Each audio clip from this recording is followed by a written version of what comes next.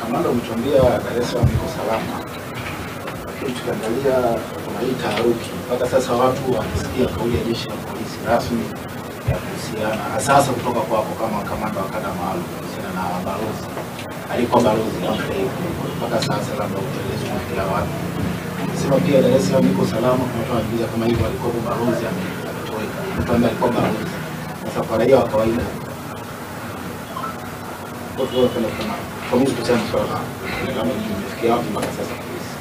Kwa kifupi sana, taarifa iliyotolewa ilikuwa na maelezo mazuri yenye mwendelezo wa hicho nachokisema, na maana nakumbuka taarifa ile ilimalizia kwa kusema taarifa ile inafanywa kazi, inafuatiliwa kwa karibu, na kwa sababu hiyo ninaamini zitaendelea kutolewa taarifa, na kama ilitolewa na msemaji wa jeshi na sisi ni taasisi.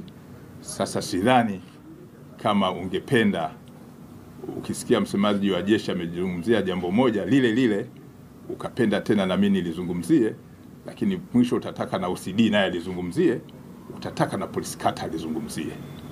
Kwa mfumo wa jeshi kama taasisi lina mfumo wa kutoa taarifa, na ile taarifa ichukuliwe ni taarifa, na zitakapopatikana taarifa zingine zitatolewa kwa mfumo ule ule. 29 Oktoba ni siku ambayo ipo kisheria. Kwa mujibu wa katiba yetu, kila mwananchi ana haki ya kwenda kupiga kura kumchagua kiongozi anayetaka.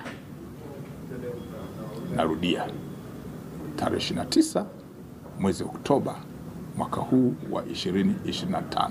Haikuja yenyewe kwa kutaka.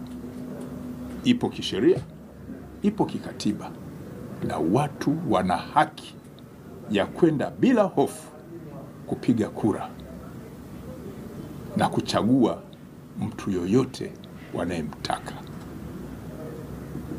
Vitendo vya kutisha watu,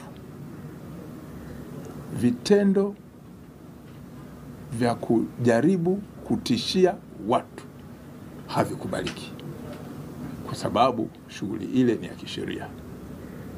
Kwa hiyo jeshi la polisi litaendelea kufuatilia, kuzuia, kubaini na kutanzua matishio yote ya kiusalama, na siku hiyo watu watatimiza jukumu lao la kikatiba bila hofu.